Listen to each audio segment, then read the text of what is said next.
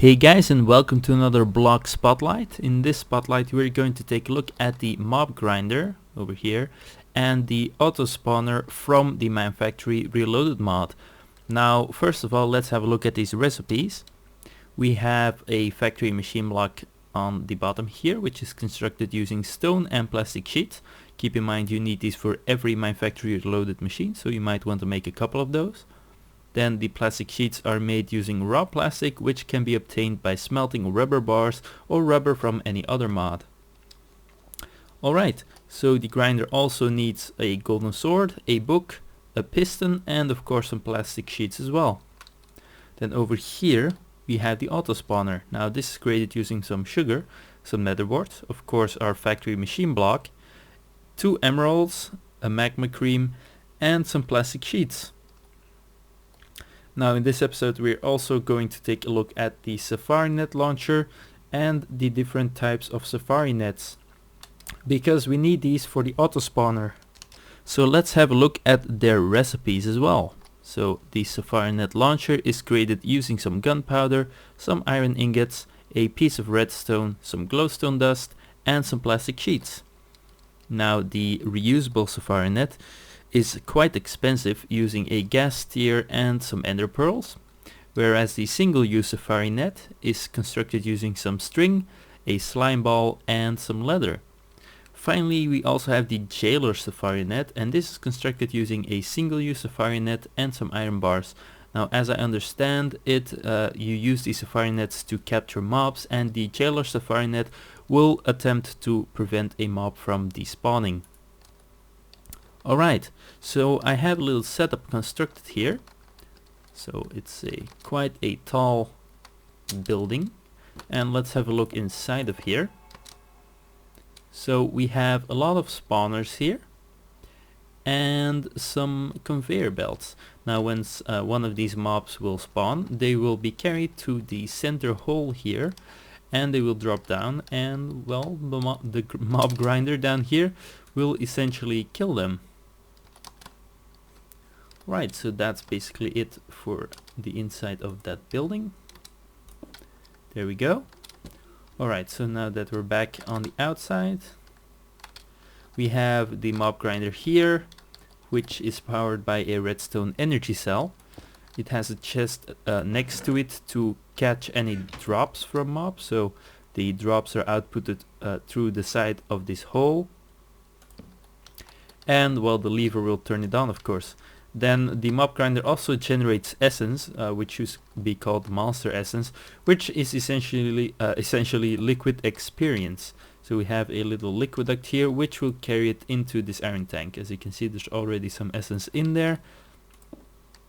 And then finally we have a lever here to carry the essence to the auto spawner here, which we will get to later. Alright, so let's switch to hard mode so that we can spawn some mobs. Alright, let's go back, and now we should start hearing some mobs spawning. Alright, they're not happy about it, but they're spawning. Okay, great. So now what we want to do is simply turn on the mob grinder, and now it will idle for a short while before it starts working. And there we go, it starts grinding mobs and generating essence. So we are getting the drops from the mobs right here in this chest, and over here we have essence flowing in.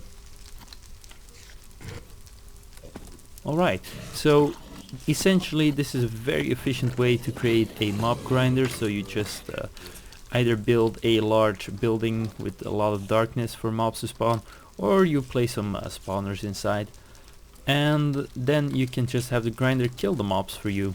And of course all of the drops can be collected, also inserted into pipes, of course.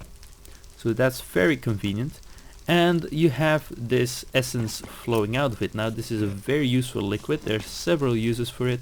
In this video I'm going to show you the use with an auto spawner, which I've got right here.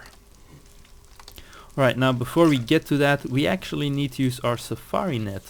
Now what this does is basically it shoots a Safari Net, like one of these, and it will trap a mob inside of that Safari Net.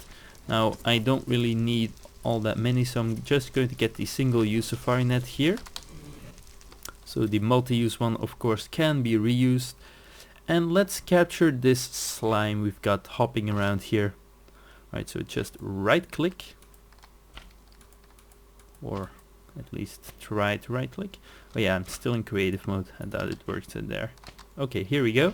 So we fire. That's peculiar. Why isn't it working? Okay, let's get a multi-use one then. There we go. Okay, so we fire the Safari Net, which is still not working. Alright guys, so we're going to capture this slime here, and well, you can either use a Safari Net launcher or you can just right click it with the Safari Net. Now we have the slime in the Safari Net, and what we want to do is simply place it in the auto spawner. Alright, there we go. And now all it needs is some monster essence. There we go. So this is filling up.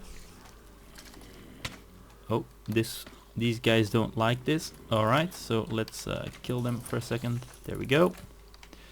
And now we just activate this. And it should start spawning slimes. So do keep in mind it requires a fairly large area. There we go, it starts spawning some slimes around here. And they're not all too happy about me, that's fairly obvious. And as you can see, it just keeps spawning them. Like a lot of them even.